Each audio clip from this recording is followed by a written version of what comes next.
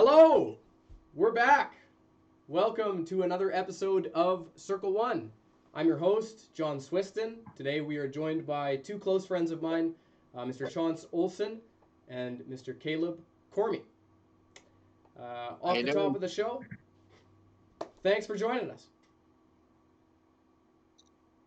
Thanks for having me. All right. Yeah.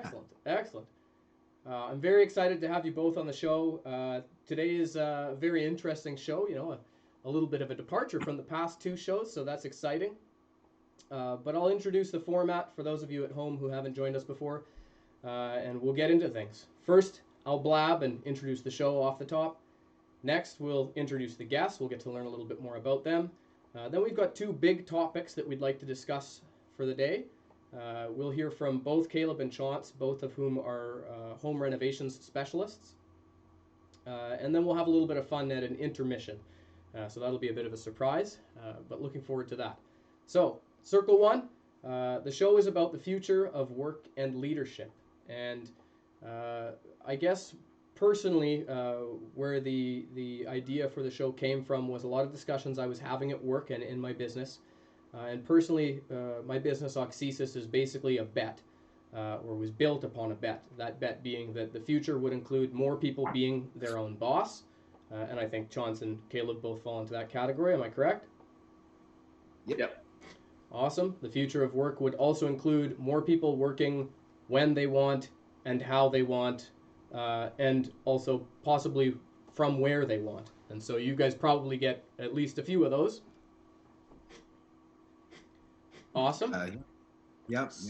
Awesome. So, with the current state of things, we thought we'd throw some ideas out there. We figured live streaming was an interesting new medium, or at least somewhat new for the uninitiated, such as I, and that we could have some open, honest, casual discussion with a little bit more further forward kind of thinking and vision, and that we could talk about what the future of work and leadership looks like, not only kind of in the current, most immediate environment, but also, the future philosophical implications for work life.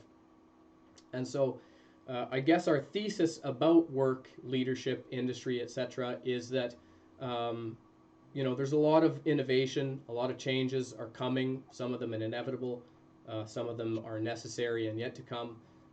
But it's not quite the case that we need to scrap the whole project of work and leadership. So we were toying around with names for the show, and we kept thinking that we'd like the name Square One, but then we thought, work and leadership, there's a lot of good stuff still there from the traditional view of it.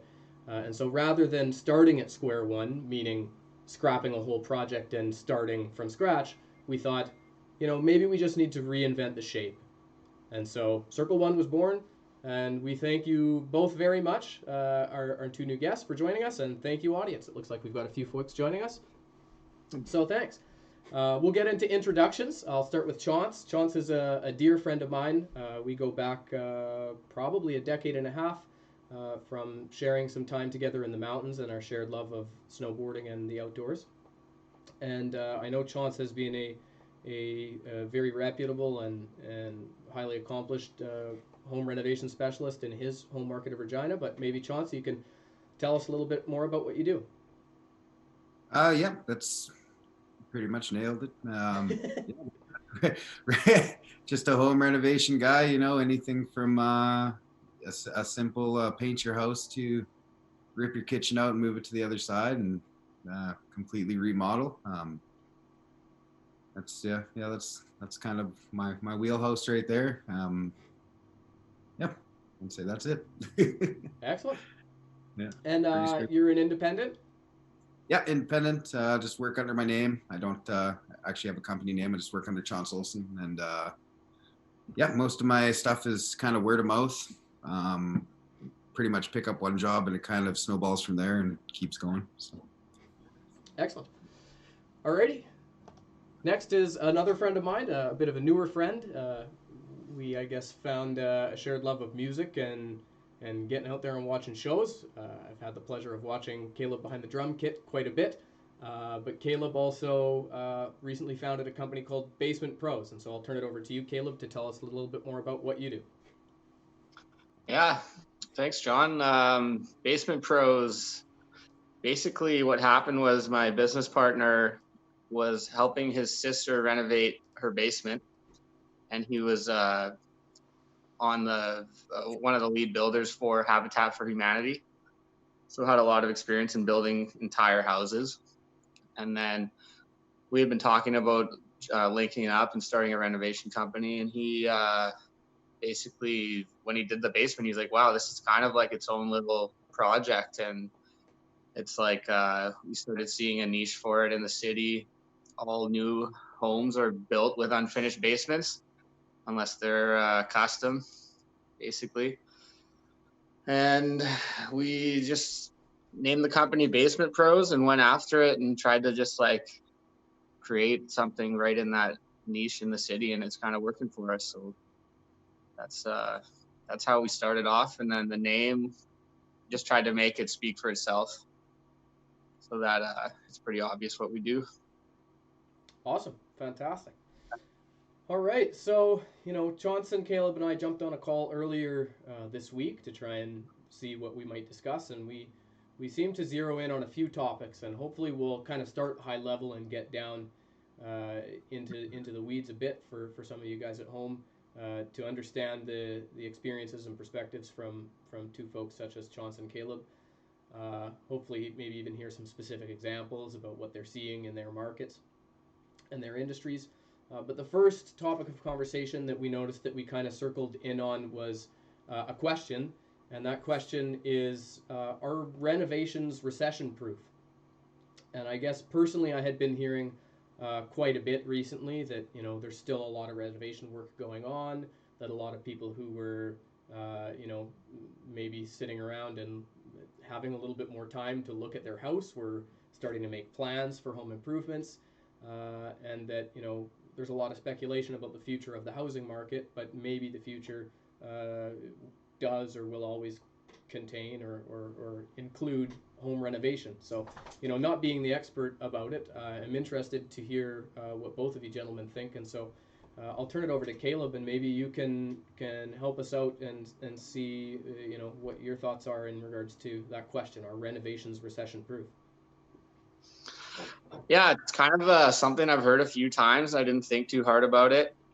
When I started doing renovations for a career, some people would be like, oh, that's a good job. And, like it's not really too affected by recessions and stuff, because people, if they stop moving or if they're staying home or whatever, they're looking around their house and they're still having kids. They still need new bedrooms in their house. They still need to fix the holes and update their appliances and their bathtubs and whatever, right? And it's just like something that it's kind of proven true recently as well, where a lot of people are not at work right now, and I would say that we're getting no difference in calls. I wouldn't say it's more, maybe a little less, but I would say we're pretty much unaffected so far by this whole thing, which is interesting.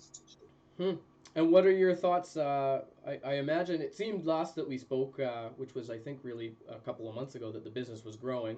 I don't know how you feel right now. Currently in my business, it's like I feel like I'm growing, and then it's such a weird time. It's tough to really separate the signal for the noise. But when you're looking out over the next couple of years, do you see still that trajectory? Yeah, I would say it's just changed a little bit. Like, we were looking at getting into radio campaigning, and we kind of scrapped that right as this happened, because there's less people driving to work. Rush hour is less of a thing right now. So the way that we're trying to grow is different, I would say. That's the biggest thing, but as I think we're still growing for sure as a company. Yeah. Awesome. And now I should have mentioned this. Maybe I did off the start, but Chaunce is in Regina, so he has an interesting perspective. Still similar in being based in central Canada in the prairies. But Chaunce, what are your thoughts being over there in Regina? What are you seeing now, and where does it look like things are going for you? it's obviously slowed down a little bit, just kind of with the current situation. But I do agree.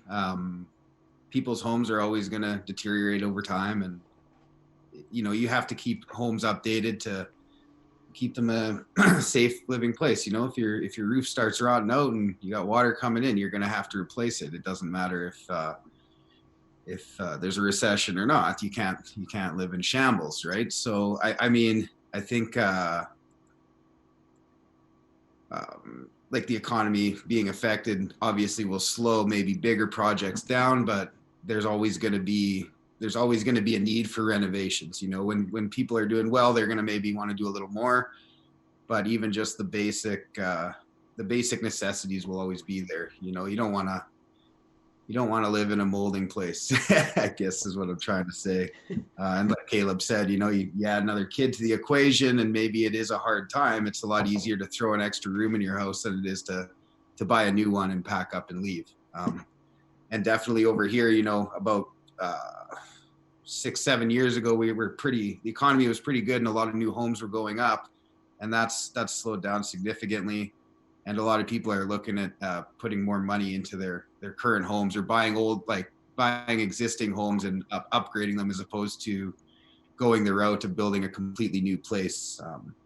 That actually happened to both my aunt and my cousin. They were both planning on building new homes, and they kind of crunched the numbers and went, well, why wouldn't we build something that's existing and make it nicer and be in quicker than having to wait a year and a half till the new home is exactly the way they want it, right? So, I think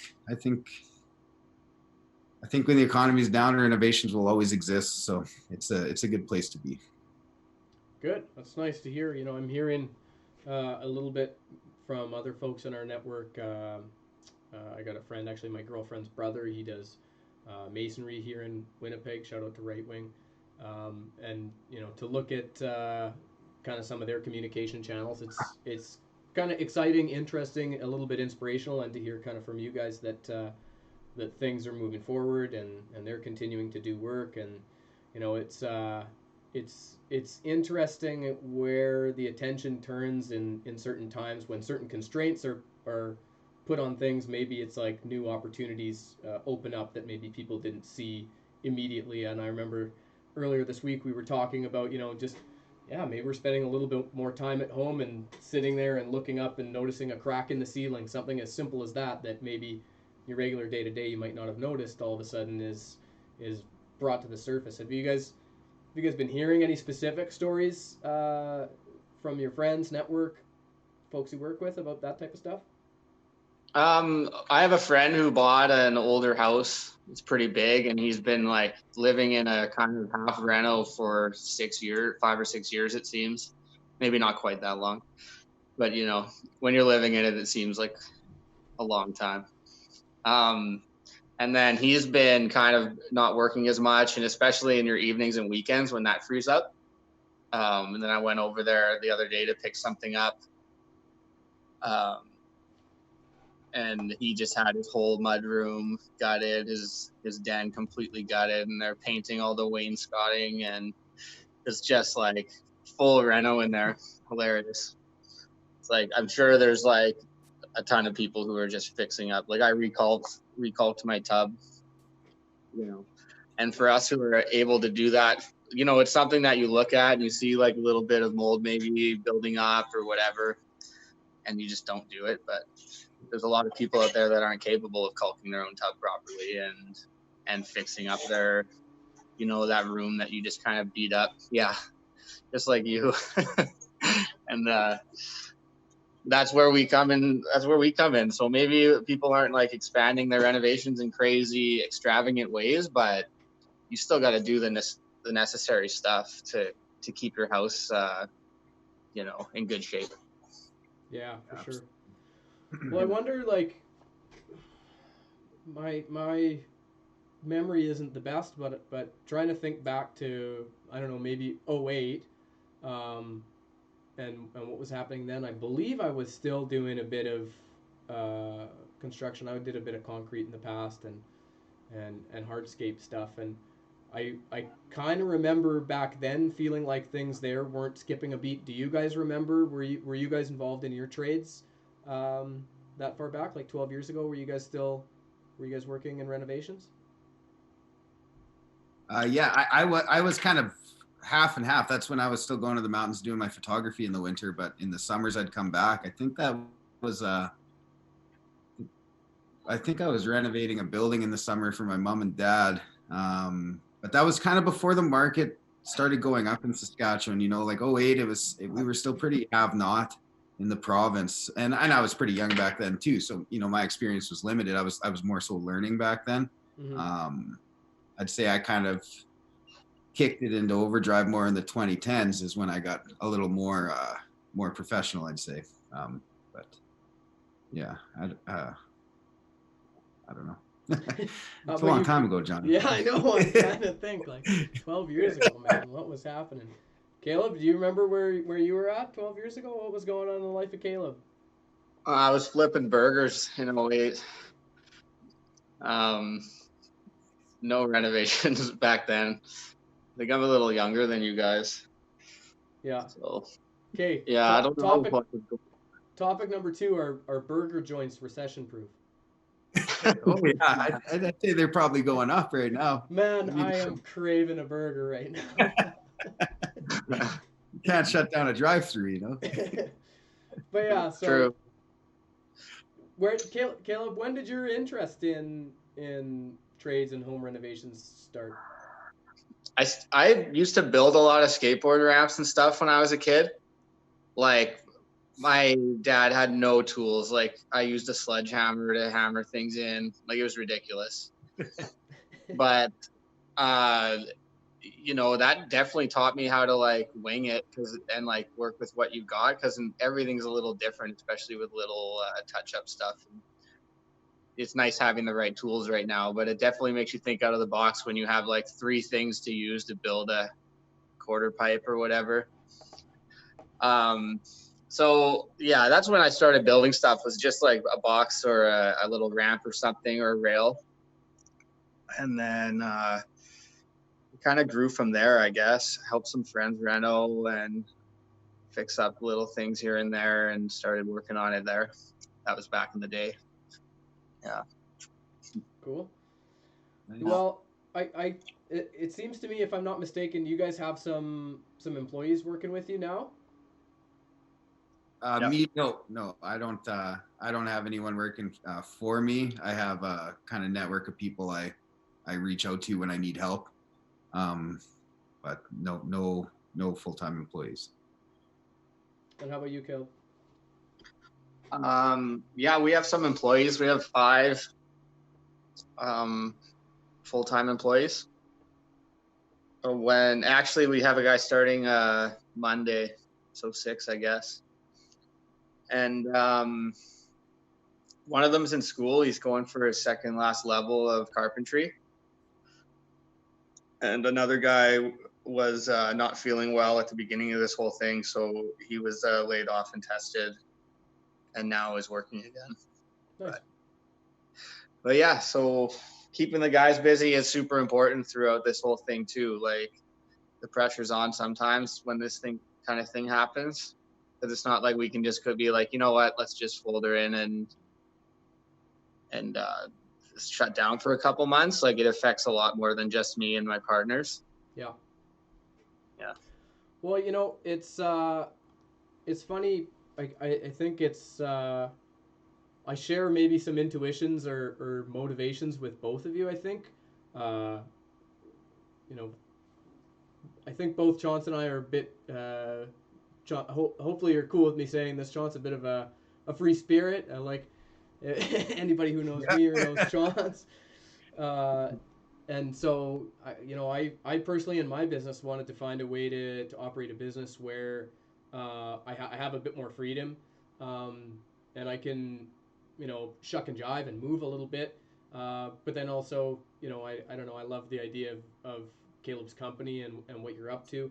We talked a little bit about this earlier in the week, and, you know, something that some of the other professionals that we spoke with on the show were thinking around was this idea that cost structures are kind of going to be rethought for a lot of folks. Like all of a sudden having a workforce that is staying at home basically and realizing like what level of productivity and efficiency you're able to get without the expensive lease and without like, you know, all the computers and overhead that comes along with running an office or whatever.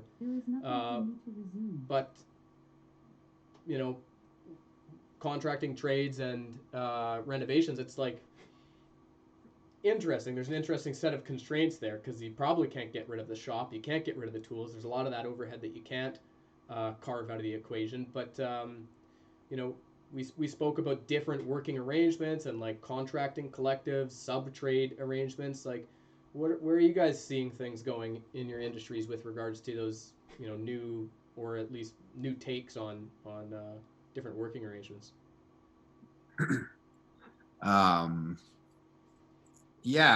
Like I think Caleb's got a really awesome business going on with the basement pros. Like that's a great idea because here too a lot of homes are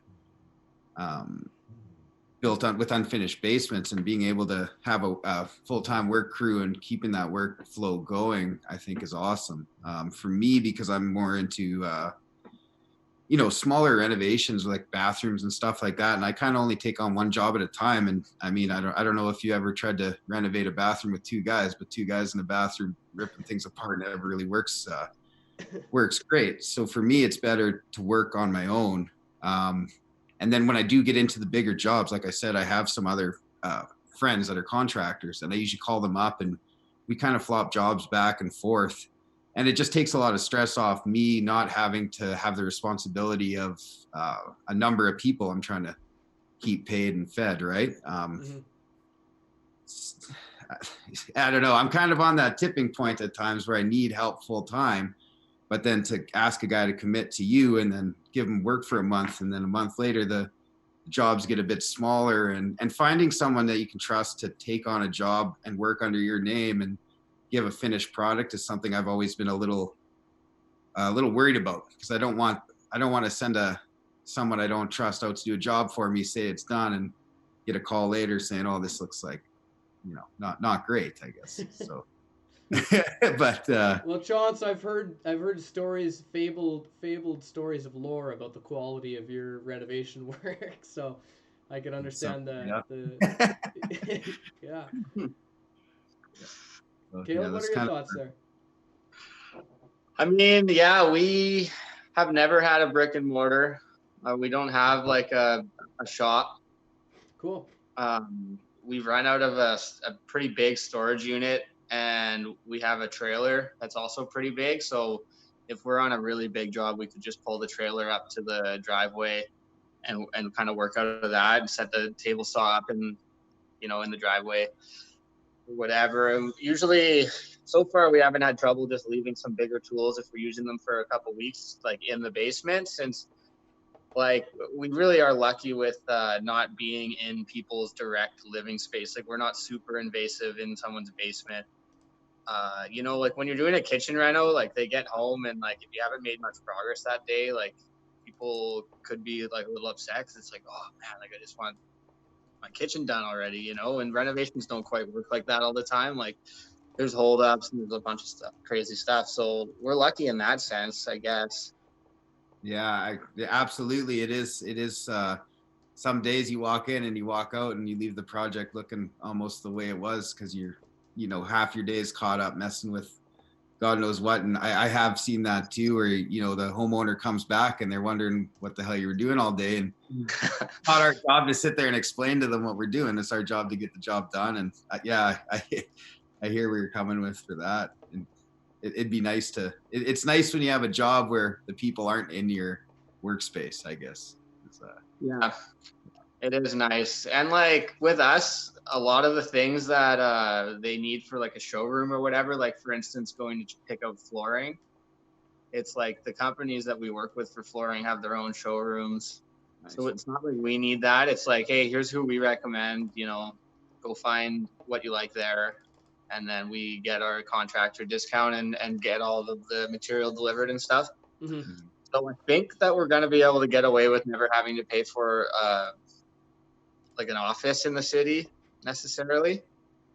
So that's like kind of different. I think that's a big shift in the future of construction and renovations in some ways. Like, you know how you used to see like places like that sell furnaces and stuff with the showroom. Mm-hmm. And so you don't need a showroom to sell a furnace. I think people are starting to realize stuff like that. Yeah, totally. Like I actually get a little confused when I'm driving around and I see like an office for a construction company.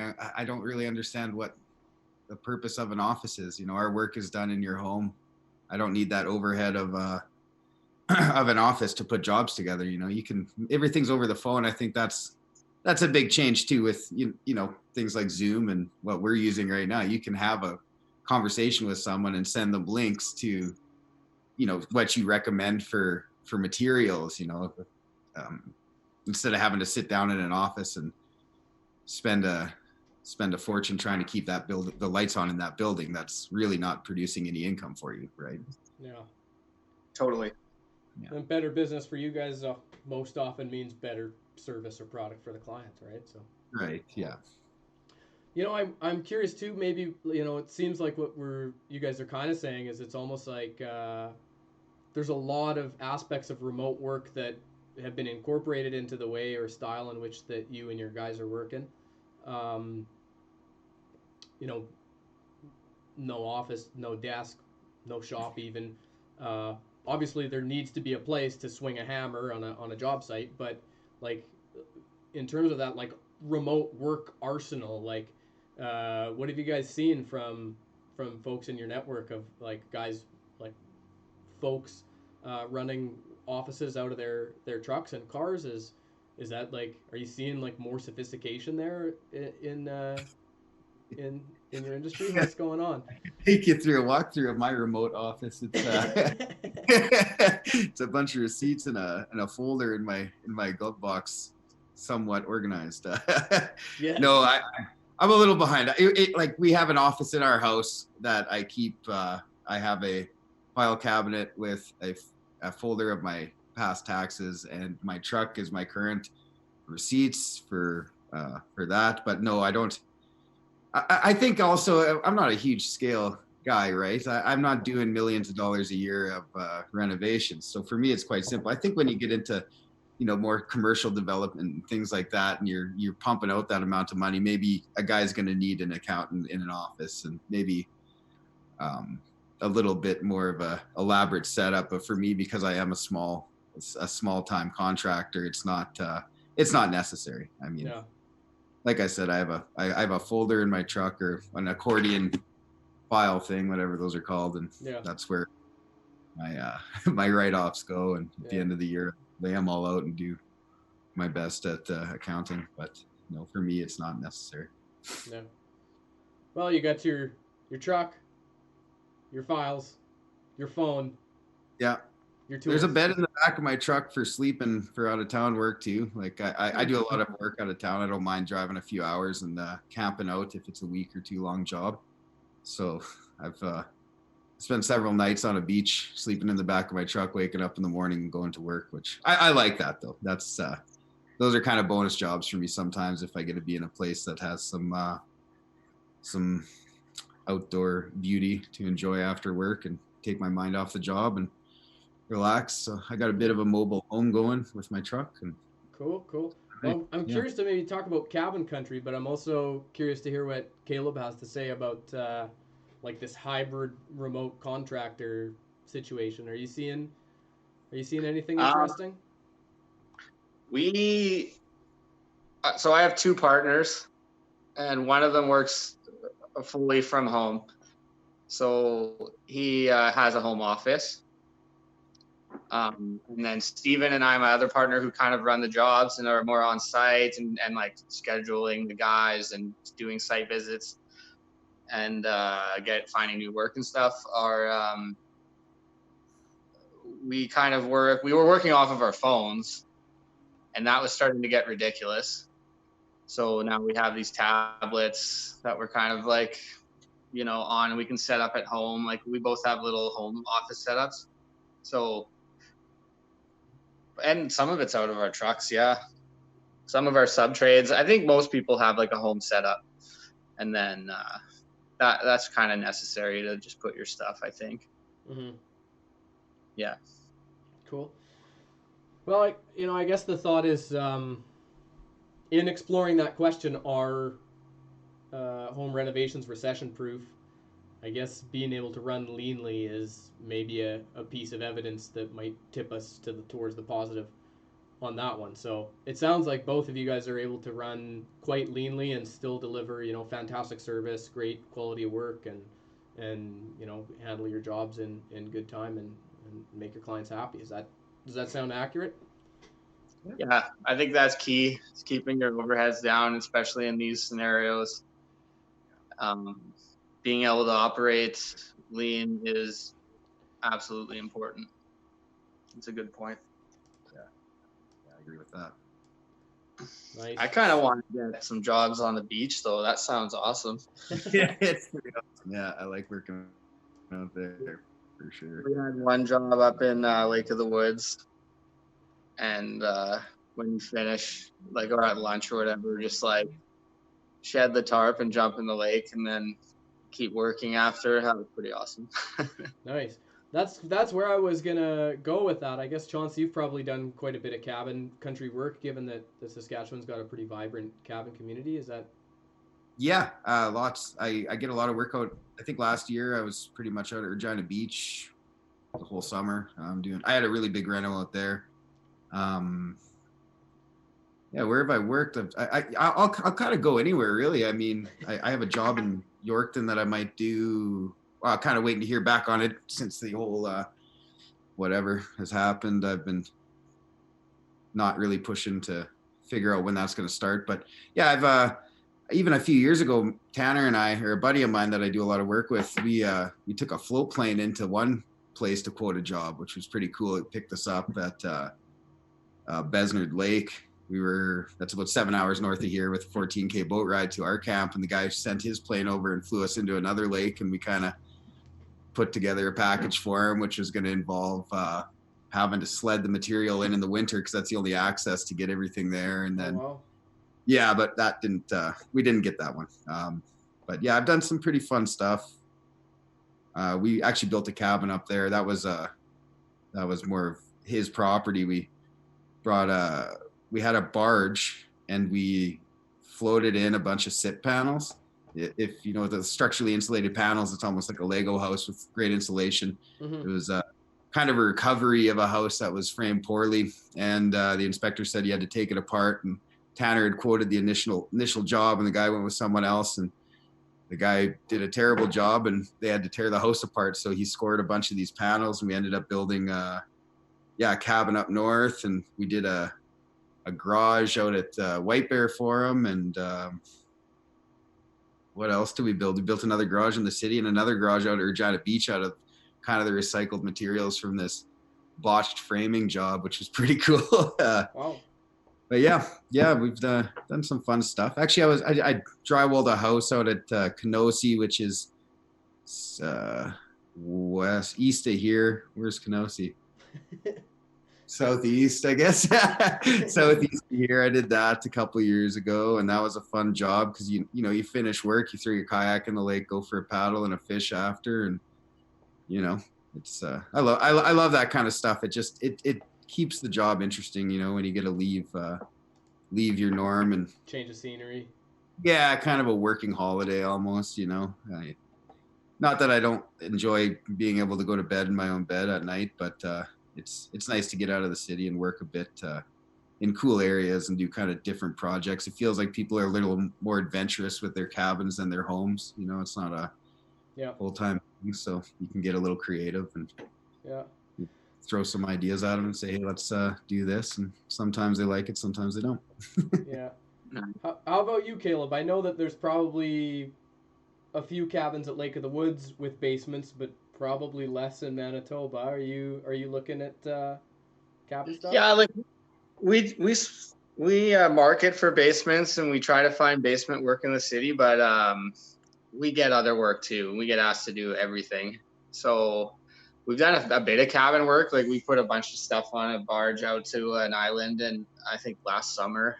So it's kind of a Nice. similar thing. Yeah. That's awesome when you do stuff like that. And then in that scenario, you just go out there and just try to like crush it out as fast as you can. I think we built this whole boathouse in like 48 hours and then just sent it back to the city because whatever, we just had to keep our schedule. But it'd be nice to have a little more time. But we do decks sometimes. I think we like 2 to 4 decks a summer, just to get, you know, your basements, like it's awesome in winter because you don't have to do a bunch of stuff in -40. But it's not the greatest in summer because it's just, you know, gorgeous outside and like perfect beach weather and you're in someone's basement. So just for like the health of everyone, do a couple jobs in the sun every year. And I think everyone always appreciates that. Well, like, Yeah, for sure. the Yeah, I cabin. think indoor work in the prairies, you know, we get such cold winters that be able to keep busy in the winter, you almost have to have finishing, like indoor finishing abilities. I know a lot of framers that kind of shut down for a couple months just because I don't know if you ever tried to run an air gun in -38, but it doesn't really last too long. Well, I wonder, like I know regularly Manitobans and Saskatchewanians are normally chomping at the bit to get out of the city in the summer, and do you guys feel like it's going to be extra so this summer? Like, just looking at my neighborhood, it looks like people who would never go for a walk and ride a bike right now are like dying to get outside.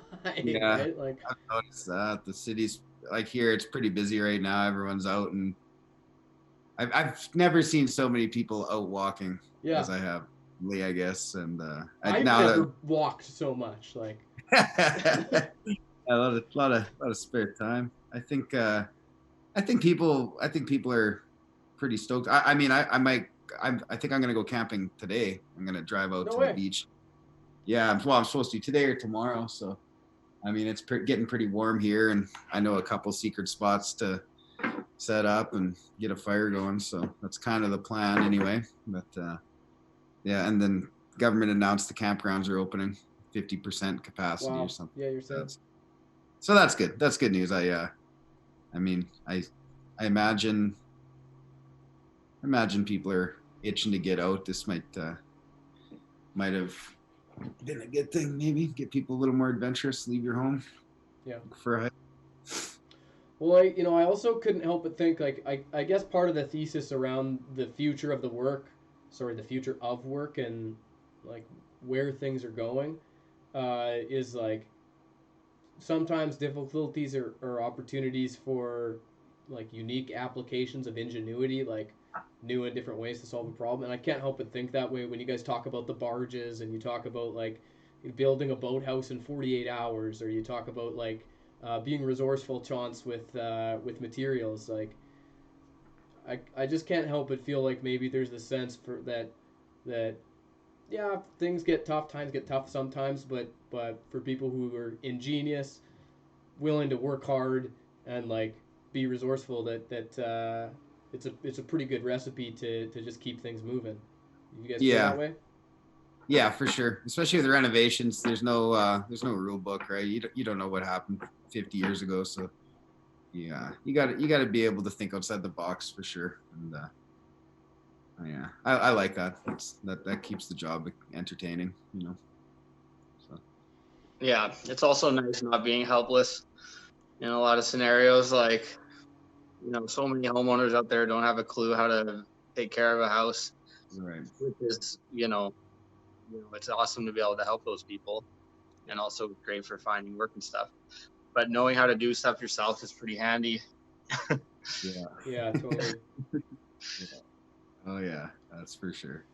Nice. Well, I'm really interested. I'm really hoping we're hoping to put together a panel of folks from the finance industry in a week or two, maybe 3. We'll see. It's we're just flying by the seat of our pants here with Circle One, but it'd be really interesting to maybe follow up with you guys and see where there's like common ground, because obviously, the cyclical nature of home renovation and home buying and all that type of stuff is has a lot to do with finance. So I'm really curious to kind of pick those folks' brain, but I don't want to be, overly theoretical or overly, academic when we talk about finance. And so I think having like a practical point of inquiry, homes, home renovation, home building, trades, like that's just such a practical way to talk about those things and how it all makes sense. Trying to figure out what everything means is helpful. So I'd love to maybe invite you guys back on the show for those types of conversations, or even just to talk offline about what you might like to see on the show if you'd be open to it. Definitely. Yeah. Nice. All right. So, moving into a little bit of an intermission before we move into this final topic, which is interesting. We kind of shaded out the final topic a little bit already in the first section. Something that we're hoping to do here on the show, and something that we try to do at Oxesis, is to start off our conversations with both clients and the contractors that we work with what I usually call a human talk. So, like, part of our onboarding process, for example, is before we talk about work with anybody, I usually book a 30-minute call with people, and it's like, hey, tell me about you, without the professional component, no academics, no professional stuff. And sometimes I think people have to stop a minute before they get the idea. It's like a lot of people are like, oh, I did this for school and this for work. It's like, when you go home on the weekend and work is done and you have nothing else to do, like, who are you? What do you do? So at Circle One, we're hoping to do a little bit of a human intermission. Most of the show is about talking about work and work life, profession, academic, career, that type of stuff. Academics, career, whatever. But both of you guys are pretty interesting personalities, even if you never considered your work lives. So if it's cool, I'd like to reintroduce you guys with some new titles, starting off with well, I guess I'll introduce me. I said at the start of the show I love snowboarding. I love the mountains. So here I am, John Swiston, the shred doggy. I like to strap in and get gnarly every now and then. Don't do so much of it. Don't do so much of it here in Winnipeg anymore. Our biggest ski hill has about 200 feet of vertical and 6 chairs on a steel cable, but still love it. And I think Chaunce and I developed mutual affinity for each other because in part our love for snowboarding in the mountains. And so Chaunce, I'll turn it over to you to where are you here? I'll turn it over to you to tell us a little bit more about your human side. Yeah, I love to shred the gnar and get radical on the weekend. I like you said, I love snowboarding. I just love being outside. I don't care what I'm doing. I got a split board this year, which is pretty exciting. So next winter I'll be doing way more hiking, and in the summers I pretty much spend as much time as I can outside of a building, walking around in the woods, paddling my boat around lakes and rivers, fishing, any form of fishing, bow fishing, fly fishing, bait caster, spin caster. Nice. You had a pretty sweet mug you showed me there. Yeah, I got. Oh yeah.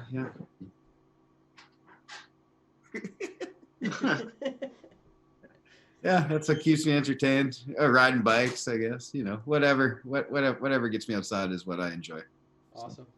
I just realized I spelt your title with an extra E. It reads outdoor enthusiast. Well, I am an outdoer. I try to outdo as much as I can. Outdo it up. All right. And then Caleb's a bit of a musician. Maybe you can tell us a little bit more about your human side, Caleb. Sure. I'm in a band called Liabilities. I play the drums. We just put out a new song, first release of our new album coming out, so that's super exciting. It's also nice timing for the pandemic going on right now, like not having to rely on shows. We can still release material online, so that's cool. We put out a music video. Check it out, all of our listeners. Awesome. Yeah, so you can type in on YouTube Liabilities, and the song's called Sunday. And yeah, so we just released that a couple weeks ago. Awesome. It is wicked. Other than wicked music video. Wicked music video, by the way. Yeah, our friends, shout out to the Village Idiots. Osborne Village music scene is, Winnipeg music scene is great, and those guys were doing some cool stuff in the village, and they helped us put the video together, so that was awesome. What else do I do? I play in the band, and I'm training for the marathon right now. No way. Full. Never ran a full before, so and they just bumped it back to the fall, so now I have to train even longer, which I'm not very stoked about. Because I'm already sick of it. How often are you training, and like what's your deal? This exercise thing is fascinating to me because I know nothing about it. So I was in running clubs and stuff when I was younger, and then I've always liked that. It's been like my go-to exercise other than playing hockey. I still play hockey too, but and then I've been saying for years I'm gonna run the full, like, just do it, and then turned 30 this year, and I thought, why not? So I've committed to actually training for it, and it sucks, but it's gonna be sweet when it's done. Nice. Yeah, that would be awesome. How about you, Chaunce? Did you ever get into running? Just from the cops, buddy. I'm not. No, I'm not much of a runner. I'm not great at it. I'd like to, though. I should. I mean, Chelsea, my girlfriend, runs a lot, so she'd probably love it if I ran with her. I just don't think I would keep up. And more of a wrestler than a runner, I think. Yeah. I just couldn't. I just never handle it. My knees, I guess. Chaunce, did you skateboard as a kid? I know, Caleb, you were saying you skateboarded. I rode BMX. I lived in Portugal. There wasn't much pavement out there. I skateboarded a bit when I moved to the city, but I always rode my bike. Oh, you were the one chunking off the skate park, eh? No, we didn't have a skate park when I was. At least he wasn't on a scooter. Yeah. There's no scooters. I probably would have been. How about you, Caleb? You said you were a skateboarder when you were young? Yeah, my group of friends, there's like 6 of us. We just rip around vandalizing and doing fun stuff. Uh-oh. Typical Winnipeg kids. Oh my goodness.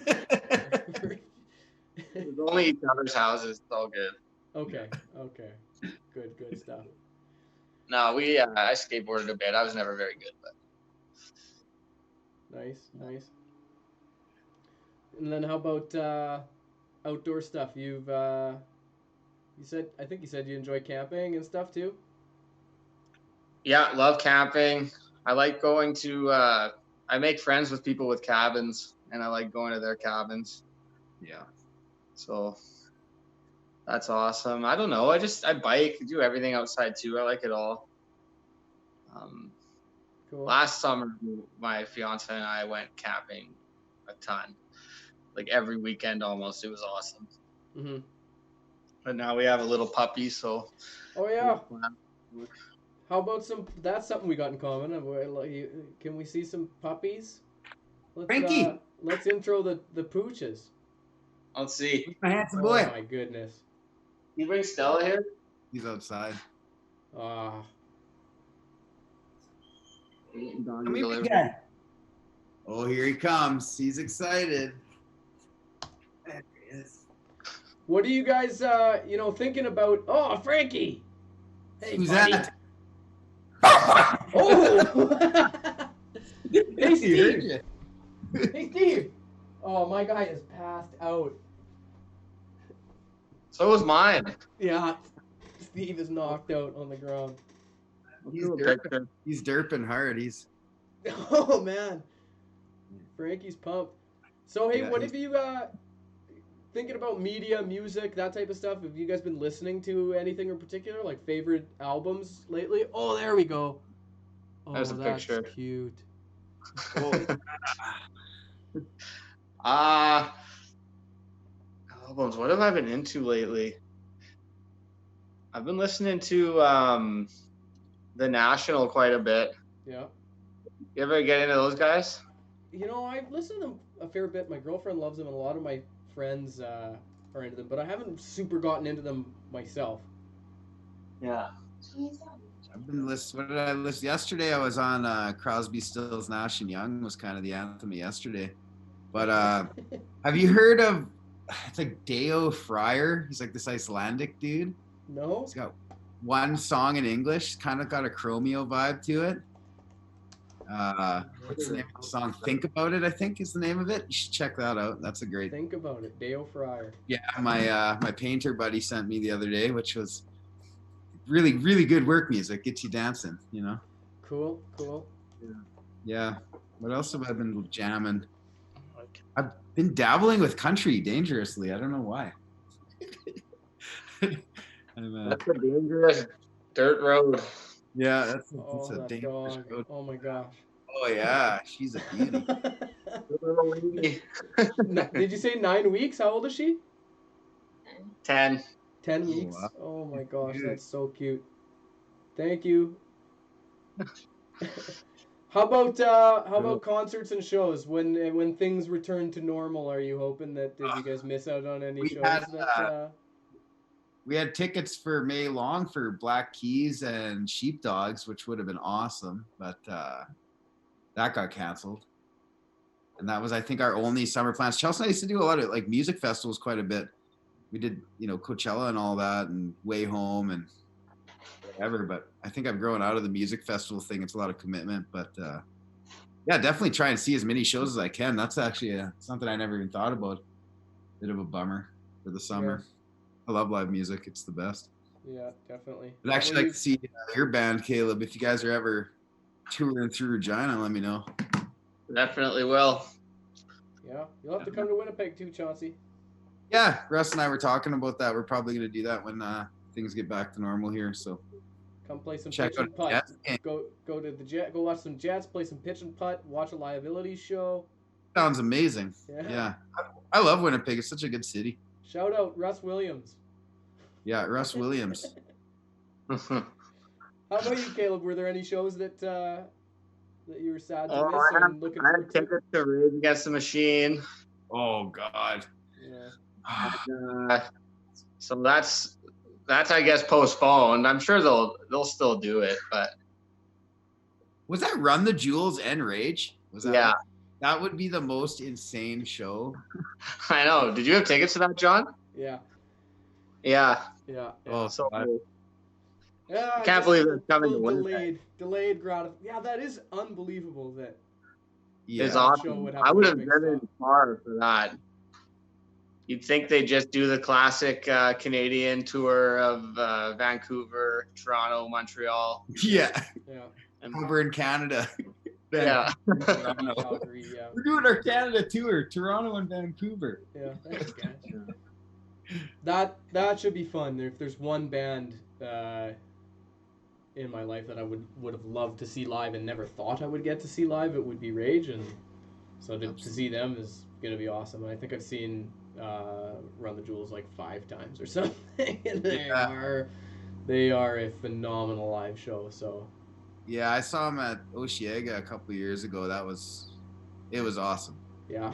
Other than the first 2 songs had no sound, but technical difficulties. Yeah, I can empathize. You don't know anything about that. Nice. Well, this week has run a little smoother, so that's exciting.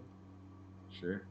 What was I thinking about? Any other shows? We were gonna go see. That's when it really hit us. We had tickets to Sarah Harmer, I think, on Tuesday, and then it was like, oh, we would have been at Sarah Harmer tonight. Yeah, that's a bummer. No, our only show planned was that Black Keys Sheepdog show, but I don't think we had anything else planned. But yeah, that was a bit of an upset. Yeah. Yeah, the park theater here in Winnipeg has a couple good shows a month. A lot of Toronto bands come through there, so I missed out on all of those. There was quite a few, and then playing my own shows too. I think like I do like a weekly jam night at a bar here on Thursday nights, and then we gig once a month at least, my abilities, and then I do some other stuff too. So I probably missed out on like 10 plus gigs so far. Ugh. Pretty lame, but whatever. Yeah, that'll just be Yeah. all that sweeter when we get back to it. So. Yeah, totally. Well, hey, I know we had this final topic lined up, and we got about 3 minutes to discuss it. You still think we should give it a tickle? What do you think? Yeah, your call. I mean, I got a bit of time here. You're the host. Yeah. Well, I don't know. Maybe I'll just introduce it really quick, and I think this one was Chaunce kind of brought this one up the other day, but it's been really interesting. I guess the way that the trades have been marketing themselves, especially in this new era of digital marketing. So I think that's all I'll say about it. Chaunce, maybe you want to. What are you seeing? Yeah, I think we were just talking about advertising and getting your name out there and how it's kind of really social media based now. It's all about Instagram and Facebook and, just jamming it into people's brains that your company is out there. So when they inevitably need some work done, that's the first thing that kind of pops into their heads. And I was just saying how I'm kind of failing at having that presence out there. I think a lot of the guys that are really well known in the city have a great Instagram account, and it seems to be popping up a lot. So yeah, I think I was just saying how I wanted to work on that and actually develop some kind of social media presence for my business, as opposed to my 4 Instagrams a year of me snowboarding, fishing, camping, and that's it. So yeah, I'm falling out. This is my first stab at social media in a long time. So, Caleb, how about you? I know that you guys said that you'd seen some success with digital marketing and social media. Yeah, it started with a seminar we went to. I don't even remember what it was for, but it was basically this guy started talking about your website for your business and making it engaging, or interactive, I should say. So like, as soon as it comes in, like it asks the question, like, is your project basement related? And then you click yes, and then that brings you to the next thing. And then they've, answered a few things and maybe clicked on a couple things. Am I there? Yeah. Yeah. You were both making confused faces. Yeah, my girlfriend's confusing at the front door here. Oh. I had a great question from the audience. Oh, cool. But sorry, continue, Caleb, and then. Yeah, sure. No, so then we made this interactive website, and that's been really good for us. It's not just like hit you with like a what's your email right away. It kind of has like a few steps to it, so that's effective. And then having an engaging social media presence is important, but upkeep is also important, because it's like a website or any of that online stuff. When you go on a company website and it's like last updated in 2017, and you're like, you just assume that they don't work on their shit, I guess. Yeah, for sure. So I get that's the important thing as well, is like keeping yourself up to date on all that stuff, because there really is no point if you're not going to make it like a full-on routine. Yeah. That's what we're noticing. I think so, yeah, for sure. Yeah. What's your website? basementpros.ca. basement-pros.ca. Shout out basement-pros.ca. So guys, I think we're almost up for time, but I do, the associate producer of the show, actually, a buddy of mine, Chris Macher, who's kind of a communications specialist or a creative strategist, asked a question, and it ties in with some of the things that we discussed earlier this week on the phone. And Chris asks, in relation to marketing, how important is finding your niche in trades? It seems to be very important in creative or business services. How do you guys find that? It's been everything for us. And it kind of came hand in hand. Calling our company Basement Pros was like fully committing to our niche, first of all. And then it helped for marketing that, like, our bus benches, for instance, like it mostly just has this logo huge on it.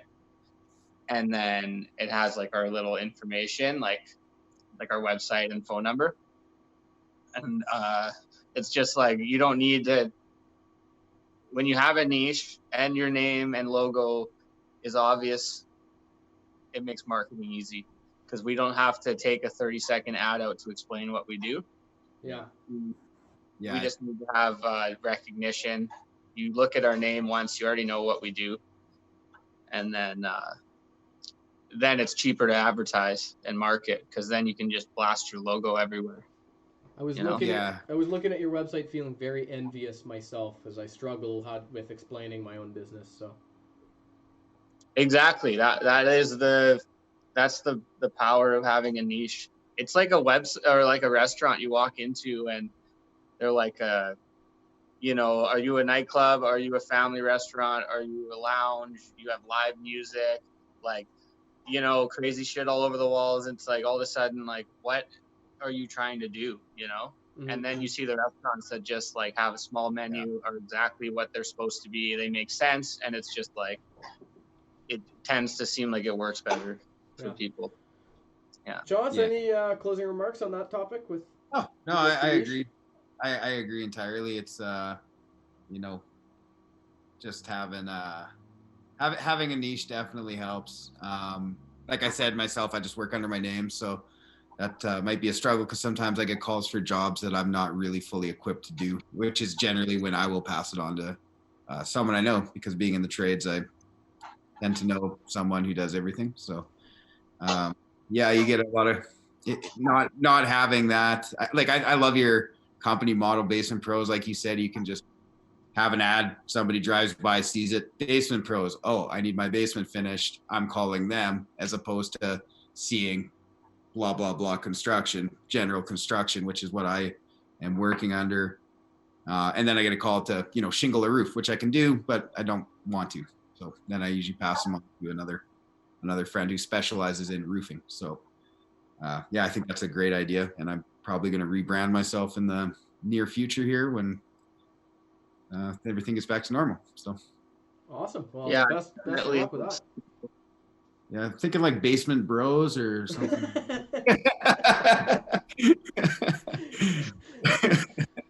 Well, yeah, we got a few copycats.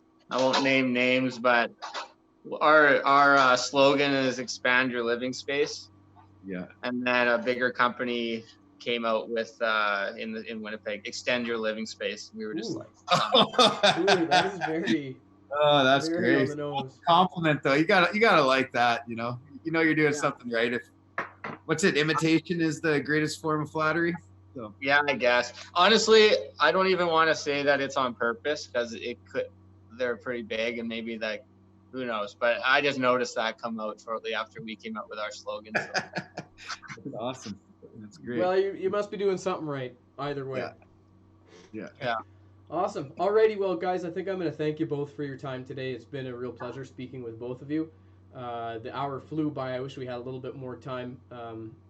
It's always fascinating to get perspectives from folks like yourselves. So thank you very much. I'd love to invite you onto future episodes of the show, even get your input in regards to future episodes of the show, because I think, just from a broader sense, I really appreciate the work that you guys do, and I think that our broader community does for sure. Like, living space is obviously important. It's important to social well-being. It's important, obviously, to the economy, and so hats off to folks like you that keep on keeping on. So kudos. Right on. Thanks, buddy. Excellent. And thank you to our viewers at home. We'll be back next week for another episode. We're still new to this, but I think it goes something like, share, subscribe. We'd love it if you subscribed and hit that thumbs up button. And we'll be back next week with another tasty panel of interesting guests. So we will see you shortly. Over and out, everybody. Stay safe.